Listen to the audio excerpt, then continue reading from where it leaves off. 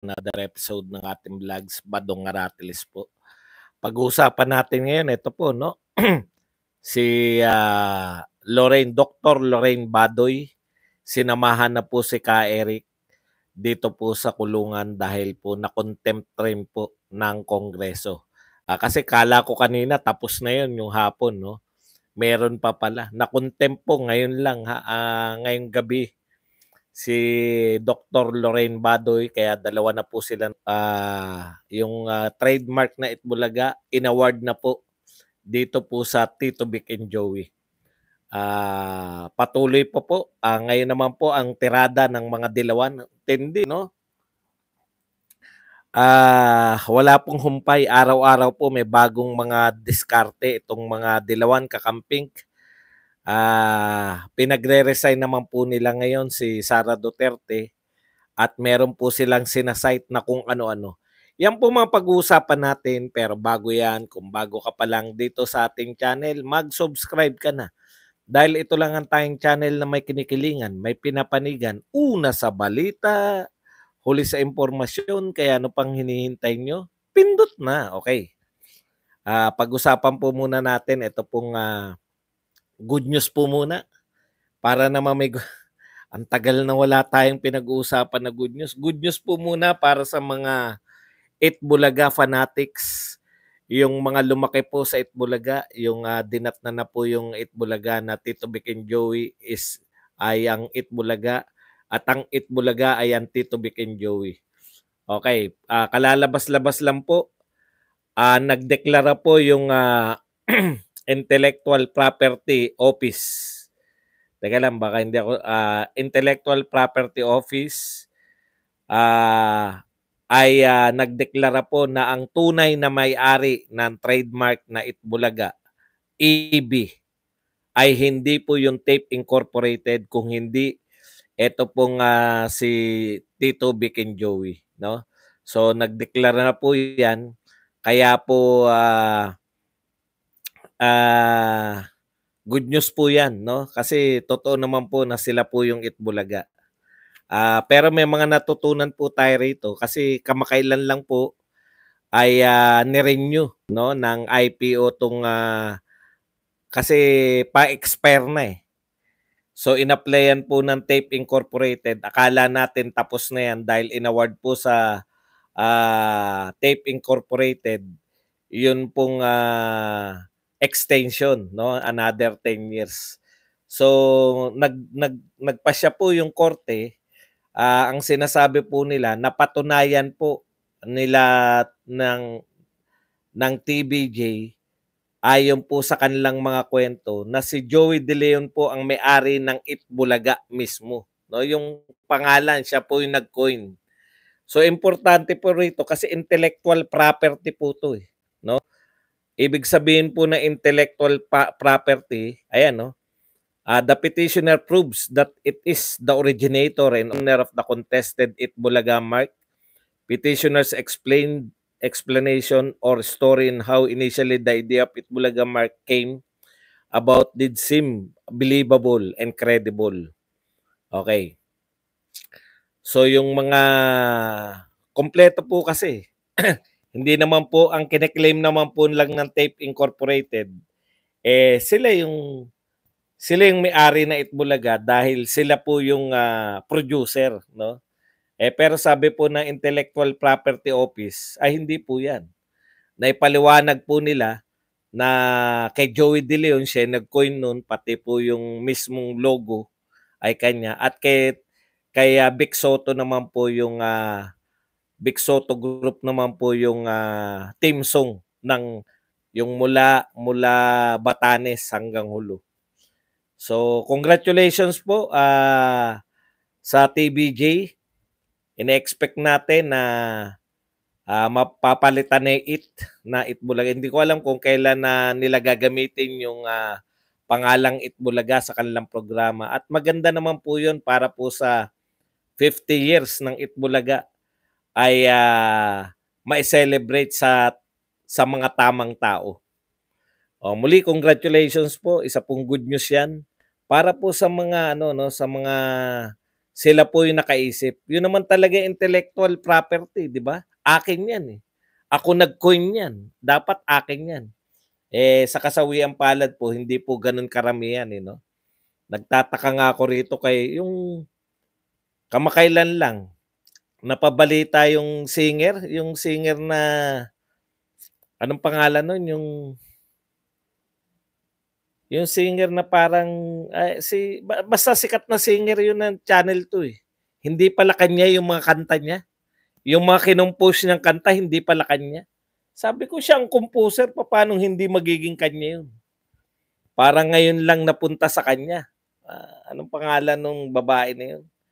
Yung isang sikat na singer sa ABS-CBN na kamakailan lang siya na ang tunay naging may-ari ng kanyang mga kanta. Pwede pala yun. Ikaw ang lumikha tapos hindi ikaw ang may-ari. Halimbawa, itong mga si Yeng Constantino, di ba? Kamakailan lang na balita. Parang napaka-unfair naman nun. Siya yung gumawa ng kanta, siya yung kumanta, tapos hindi pala kanya. Uso pala yung ganun. Hindi po si Moira, si Yeng. Ang tanong, bakit nangyayari yun? Noiram Unairam, musta po? Kakabalik lang, busy lang sa buhay. Buti ka pa. Buti ka pa, busy. Melby, badly. You're a coward. Talaga. Bakit naman ako naging coward?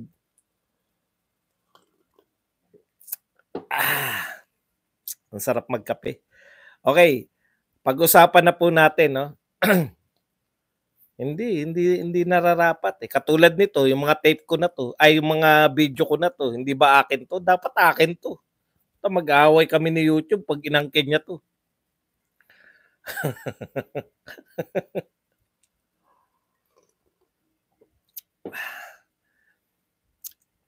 Punta na po tayo rito sa tampok na balita. Kanina, solve na ako kay Ka Eric. Sabi ko, wala na to. Wala nang ibang pag-uusapan kasi napakulong na si Ka Eric. Akalain nyo, napahabol pa ngayon to si Badoy. Ngayon lang po. So magkasama na po sila. Yung katwiran kay Eric, syempre, ayaw niyang Caitlyn, alam mo kung bakit ako gabing-gabi na? Nag-request ka kasi na agahan. Nag-request ka na agahan kaya gabi na ako nagsimula. Okay. Ito pong kay Ka Eric muna, no? Isa-isahin po natin. Magkaiba po yung kanilang kung bakit po sila nakakontempt. Una, kay Ka Eric. Kaya po siya kinontempt kasi ayaw niyang i-reveal kung sino yung source niya. Ako nag-iisip din ako no? Alam ni Ka Eric na mali yung source niya. Alam ni Ka Eric na mali, di ba? Mali. Ako, kung ang source ko ay mali, pinapahamak ako, putay lang. Ipapahamak ko na rin. Unfair naman sa akin niya, Melby. Sabihin mo yung pagkakataon na pinirahan ba kita, Melby?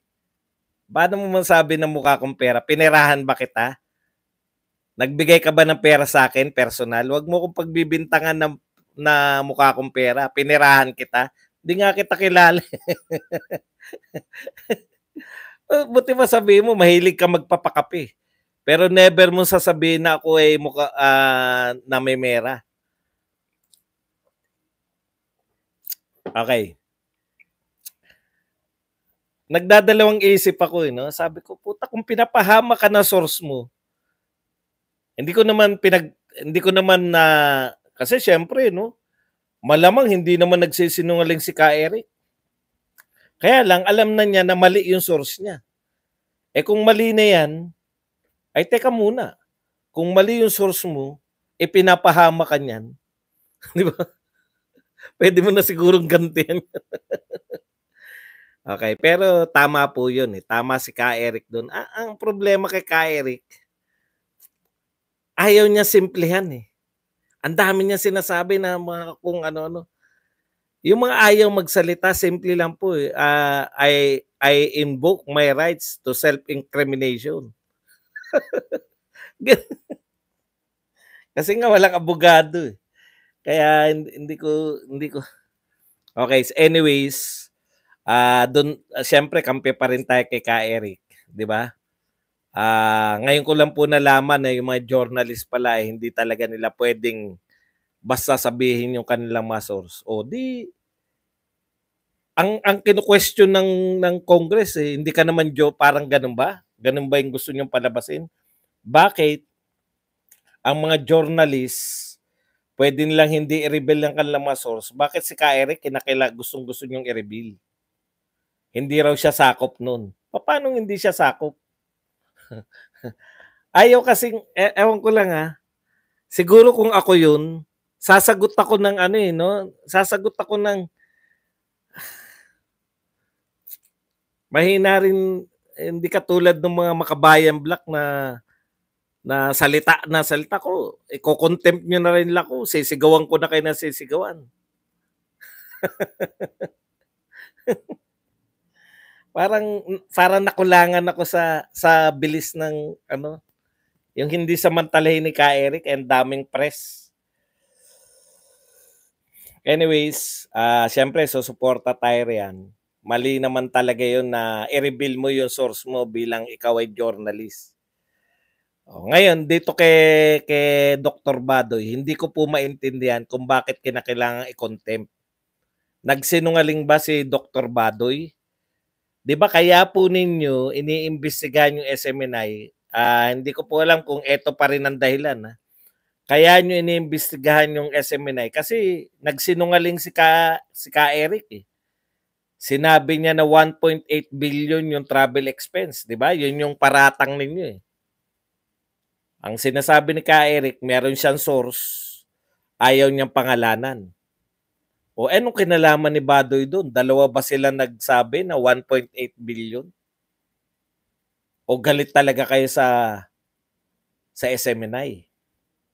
Yun yung tanong ko, eh. Hindi ba personal na masyado? Nalilito raw sila kung si Badoy ba, di dapat ilinaw po ninyo. Ganun po talaga, eh. Hindi naman po mga congressman yan, eh. Alam nyo po, sa totoo lang, sama-sama na po yan, eh. Yung galit nyo, yun na yung kasama niya, pinakulong. Tapos yung galit na bakit sila inuusig, mawawala ka talaga sa forma, mawawala ka talaga sa wisyo. Dapat sinasalang-alang-alang na kaya po kayo nagtatanong para po mailinaw ninyo yung gusto nyong itanong. O dahil po diyan sa paiba-iba raw at yung paraan daw ng pagsagot ni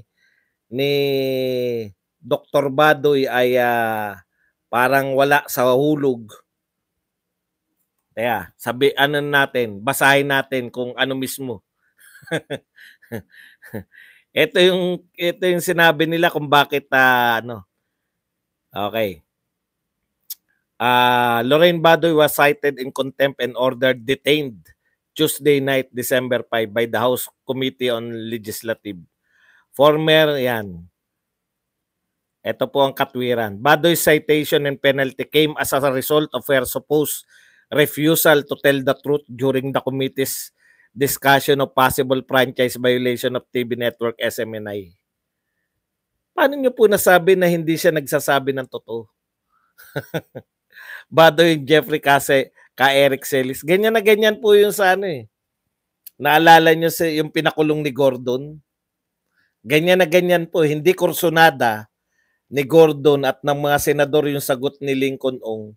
Pero meron na pong Supreme Court, eh. Kaya sana po yung mga abogado po ni Ka Eric at saka ni Dr. Lorraine Badoy, sana naman po ay mailapit nyo po sa Supreme Court kagyat para naman makapiling nila yung mga pamilya nila ngayong Pasko. Kawawa naman. Si Ka Eric ang handang-handang magpakulong, di ba? Nakaporma na hindi na makukulong siya. Okay. Anyway, subaybayan po natin yan. Basta ganun po, no? Parang yung display, no? Yung Yung grabe po yung display ng power. Yung yung parang kami magpapasya kung yan ba under ka ba ng Sotolo o hindi. Yung sinasabi mo ba, yung sinasite mong Sotolo ay pasok ka ba? Alam niyo po, parang hindi po gano'n, eh, 'di ba? Ang may karapatan lang po mag-interpret ng batas. Sa totoo lang po, ang may karapatan lang mag-interpret ng mga batas ng Pilipinas, Supreme Court o mga korte. Hindi po, kayo po, legislative, tagagawa po kayo ng batas. No? Tagagawa po kayo ng batas. Hindi po yung pati interpretasyon ng batas. Kayo na nag-interpret eh. Paano nyo po nalaman na si Ka Eric ay hindi, si Ka Eric po ay hindi kasama dun sa sinasite niyang batas? Hindi po nyo trabaho yun. Mawalang galang na po, Mr. Chairman. Hindi nyo po trabaho na i-interpret yung batas. Korte lang po yun. Sa pagkakaalam ko, maaring mali ako. Pero malamang tama ako. Kasi kung pati po yung pag-interpret ng applicable ba yung batas na yan kay Ka Eric o hindi, kayo magde-determine. Ano pang trabaho ng mga korte? Kaya nyo naman pala sa Kongreso. Hindi ako makapaniwala na trabaho nyo pa rin yun. Okay, isa na naman po Duterte, binabato po nila. Okay, speaking, eto po ngayon ang mga bagong akusasyon sa ating Vice President Sara Duterte. Ang pinupunto po nila ngayon yung DepEd, yung pagiging DepEd niya, no? We need a new, eto po si Justin Manila. We need a new DepEd secretary. There I said it. Yes, sure, you cannot magically improve PISA score in just a year or two, but my point for the longest time is simple. If this is the state of our education system, we need someone whose sole focus is education. This is why. Okay. Sino ka naman? Presidente ka ba? Ikaw ba ang presidente, Justin Manila? Sino kayo para magsabi na hindi qualified si Sara Duterte bilang DepEd Secretary? Dapat daw educator. Ilan po sa ating DepEd Secretary ang educator? Yan po, yung dating DepEd Secretary, si Leonor Briones. Educator po yan. Ano po resulta? Hindi porket educator, di ba? Hindi porket DepEd Secretary, dapat dating teacher. Dating teacher yan si Leonor Briones eh. Pero bagsak po yung ating EDOC system. Mahirap po yan. No? Kulang kayo. Halos 1 taon pa lang si Sara Duterte. Hindi pa po nakakabuo ng isang, kung hindi ako nagkakamali, hindi pa nakakaisang cycle. Yan yung problema sa inyo eh. Masyado kayong apurado. Gusto nyo pala na mabilis eh. Ang hinihingi po, para masabi ko lang sa inyo, no? Hindi po hiningi ni Sara Duterte ang DepEd. Actually, ang hinihingi ni Sara Duterte, real talk po. Ngayon, pwede ko na sabihin to eh. Actually po, ngayon ko lang i-reveal. Kala mo kung ano yung... Hindi, magtotohanan po tayo. Ang totoo pong hinihingi ni Sara Duterte, no? Department of National Defense, DND. Binigay ba sa kanya? Hindi po. Bakit po? Ngayon po sa totoo lang, ngayon ko nare-realize eh. 'Di ba? Ang DepEd, pag binigay sa'yo sa DepEd, bibihira po ang DepEd Secretary na sumisikat sa national level. Sino po ang sumikat na yung pwedeng, sa history po, wala pa pong DepEd Secretary na naging senador man lang, no? O naging mataas yung tungkulin after ng kanyang pagiging DepEd Secretary. Alam niyo yung ibig ko sabihin? Hindi po. Si Rocco po, senador na yan bago naging DepEd Secretary. Kilala na po si Rocco. Hindi po siya DepEd Secretary bago naging senador. Senador po yan bago po siya naging DepEd Secretary. No? Ibig sabihin, bibihira po sa mga project po, napakatrabaho. Opo, totoo po yun, pero hindi po siya DepEd Secretary na kilala. Senador muna siya bago siya naging DepEd Secretary. Tuloy ko lang po yung punto ko, no? Tsaka hindi rin naman siya nanalong presidente, pagpalagay na natin. Ang ibig ko sabihin, yan pong pagiging DepEd Secretary, hindi po yan maglilid sa popularity ng isang tao. Alam niyo yun? Samantalang ang DND, lagi pong sikat ang DND. Lalo na meron tayong trouble sa China, lalo na may trouble tayo rito. Kung DND po si Sara Duterte, may malaking impact po yan. Kasi NTF-L lahat na. Tutugisin niya na eh. Matatapos na yung insurgency, di ba? Pag natapos po ni Inday Sara yung bilang DND yung insurgency, sikat na po yan. Kadalasan po, sikat po yung DND natin. Lahat po na naging Department of National Defense, sikat po. Johnny Enrile, Fidel Ramos, Orly Mercado. Lahat po ng DND secretary, sikat. Ano pa mga sikat? DILG, yan po yung mga pansikatan kasi ang kausap mo dyan, hindi po binigay sa kanya yung gusto niya. Ngayon nyo marirealize bakit hindi binigay kay Sara Duterte yung DND. Sisikat si Sara Duterte. Mauubos niya na, hindi naman mauubos na literal, no? Yung sa panahon mo bilang DND, natapos yung insurgency, grabe po yun. Grabing tulak yun para maging presidente. Natansya na yan. Sa simula pa lang. Samantalang ang DepEd, panay problema po ang DepEd. Pero being a good soldier, si Sara Duterte, alam niyang napakabigat. Sinisisi niyo parang no? Parang kasalanan pa ni Sara Duterte na dinala siya sa DepEd.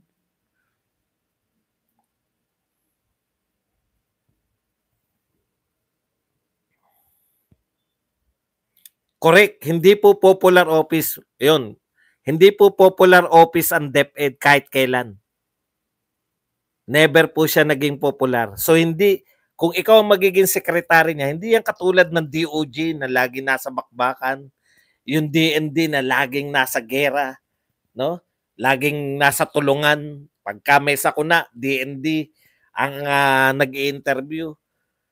Yan po yan. DOJ, maya yan. Nasa limelight yan. DND tsaka DOJ, yan po ang pinakamatikas ng mga departamento kasi maya ka nasa limelight ka eh. Pero yung DND po, kayang-kaya ni Sara Duterte yun. Despite na hindi binigay yun sa kanya, okay pa rin. As a good soldier, tinanggap niya pa rin. Tapos ngayon, kayong mga tauhan ni Pangulong Marcos, sasabihin nyo na dapat tanggalin si Sara Duterte sa DepEd. Isip-isip din kayo. Ka-unit team yan. Kung ngayon, pwede kung ngayon nagsimula, ganito na. Hindi naman ganito nagsimula. Nung nagsimula yan, unit team talaga. Wata-wata yan, di ba? Very sweet, tawanan ng tawanan.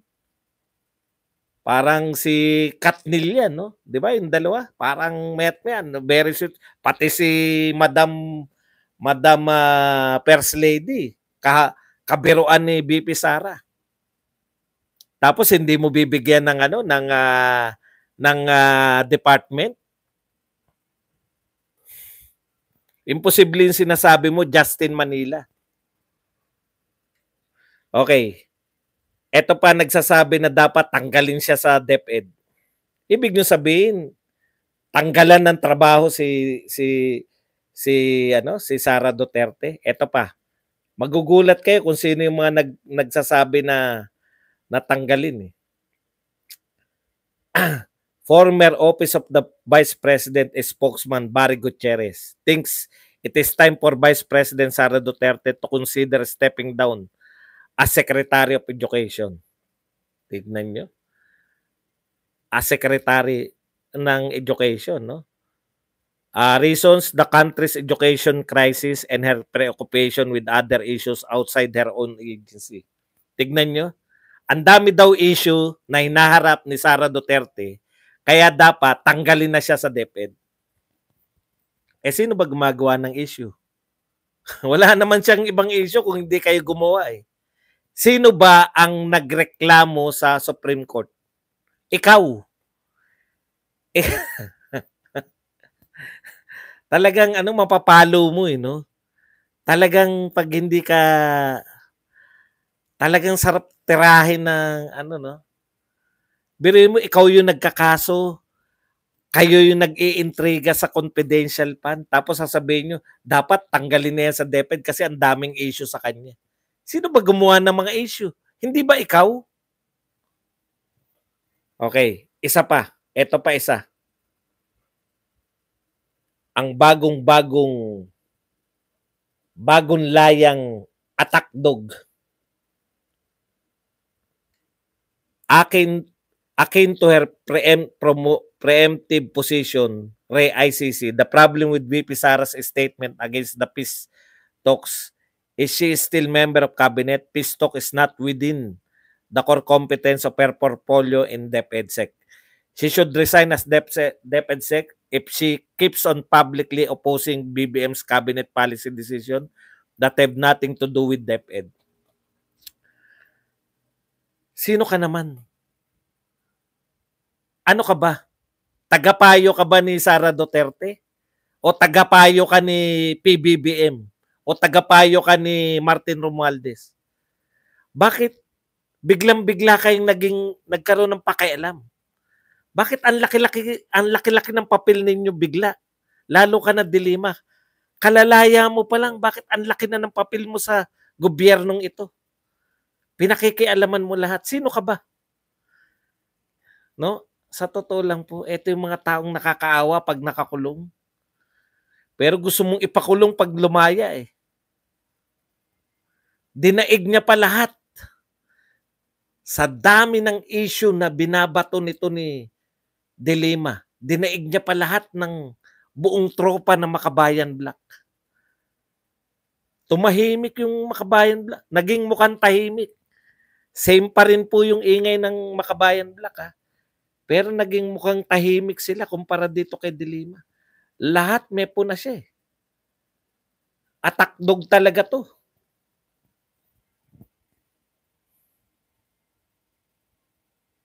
Ano bang pakialam nyo sa DepEd? Justin Manila, yan po yung pinaka nila. Yan yung parang si Jober Lauro yun nila. Tsaka si Thea Tan. Yan. Justin Manila, Thea Tan, si Barry Gutierrez. Bakit pare-pareha kayo? Ang atake nyo, mag-resign si Sara Duterte sa DepEd. Bakit? Pero, ito po yung pero, no?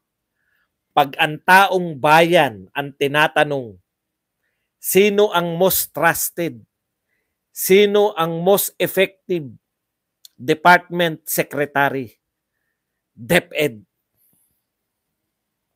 Kikita po nyo? Sa mata ng mga kalaban ng mga Duterte, talagang dinadown po nila yung mag-amang Duterte. Pero sa tingin sa mata ng taong bayan, number 1, hindi lang po sa puso, number 1 po ang mga Duterte. Magkampi-kampihan na kayo lahat. Tambi, loyalista, Dilawan, kakampi. Ako talaga, no? Nasusuka po ako. Mga loyalista. Talaga. Eto mga kakampi nyo. Ilang dekada kayong sinisiraan yan. May tiwala kayo? May tiwala kayo dyan? Kami, mga Duterte, 6 na taon pa lang kami naging presidente. Alam na kagad namin itong mga Dilawan, hindi dapat pagtiwalaan. Kayo po, yung mga nagsasabing Marcos sila. Ha? Yung mga nagsasabi pong Marcos kayo, supporter kayo ng Marcos. Yan pong mga tao na yan na nagpaalis kay Marcos sa Malacanang. Yan pong mga tao na yan ang sumisira sa mga Marcos. Dekada. Pero yung nagpalibing kay Marcos, yun yung initsepwera nyo. Alam nyo, hindi lang matutupad yung plano ng mga yan. Sa tingin nyo ba, pag napabagsak nyo yung mga Duterte, hindi kayo titirahin uli niyan? Inuuna lang nila na ialay kayo para pabagsakin yung mga Duterte. Kung babagsak na yung Duterte, kayo na babalingan yan. Kaya lang, yung premise nyo pare-pareho kung mapapabagsak ninyo ang mga Duterte. Nagkampihan kayo lahat, pero isang matatag lang po. Isang matatag lang po ang kakampi ng mga Duterte. Nakipag-unit team kayo. Unit team na tong mga to. Wala na, hindi na po yan. Hindi nyo na madidinay. Pare-pareho kayo ng sinasabi. Mapa Marcos, mapa Dilawan, mapa Makabayan Black, pare-pareho na kayo ng sinasabi. Pare-pareho kayo nakikita ang problema. Ngayon lang po ako nakakita may bombahan sa MSU, sa Marawi. May action ba tayo? Naririnig nyo pa ba sa media? Ano na po nangyari doon sa binaril na mediaman? Ano po nangyari na ron sa binaril na mag-asawa doon sa bus? Ano po mangyayari dyan sa bombahan sa Marawi? Busy po. Lutasin ang problema. Nalutas na po ba yung problema natin sa itlog? Titimbangin na po ba o per-peraso pa rin? Unahin po muna natin ang gobyerno, kahit sabay-sabay po yan, uunahin po muna natin, no? Paano natin pasasamain ang mga Duterte. Yun lang po. Alam niyo yung mga dilawan, no? Bakit ang mga dilawan mahilig manira? Halimbawa po si Cory, siniraan niya po. 6 na taon na nanungkulan si Cory. Okay lang po na wala siyang nagawa. Bakit? Ang katwiran nila 21 years o 20 years tayong mahigit na hawak ni Marcos. Hindi namin kaya yan ng 6 na taon. Tinanggap po yan ng lahat ng tao. Inutil kami, ang may kasalanan si Marcos. Yan ang katwiran ni Cory. Yung anak din, ganun din. Inutil ako, pero ang may kasalanan ng lahat ng pagiging inutil ko, si Gloria Macapagal-Arroyo. Si Pangulong Duterte po, hindi po natin narinig man lang na sinisi niya kaya may droga dahil eto tao na to, hindi po. Nagtrabaho po si Tatay Digong, nakita niyang problema, tinapatan niya ng mga trabaho, tinapatan niya ng programa. Lagana po ang droga, nag-war on drugs. Mahirap ang bansa, nag-build. Yung kumpiyansa po, dami pong pumasok. Hindi po siya kinakailangan na. Bibihira po si Pangulong Duterte na umikot. Pero bumaha po rito. Paano ko po nalaman yan? Stock market. Ngayon, yung stock market natin, lubog pa rin. Ngayon ko lang naunawaan yung stock market, direkta. Yung pumapasok po na pera. Pagbagsak ay stock market mo, yung mga foreign capital, malabo. The best para po, ganyan po, dilawan po yan. Kung hindi ka nakakagampan ng mga gawain mo, siraan mo yung mga dating nakaupo.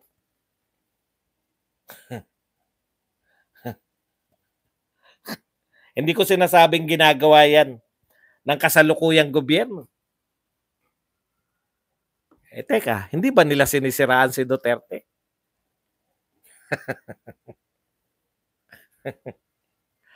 Kung may ano na po sila, meron na po silang, ano ngayon, kung hindi nila malulutas yung problema sa droga, kasi drug lord pala yung dating presidente. Kung hindi nila mapagpapatuloy yung Build, kasi naman bakit naman tayo sa China mangungutang? Nauuna yung katwiran ninyo. Yan lang po ang ating topic. Pwede na po tayo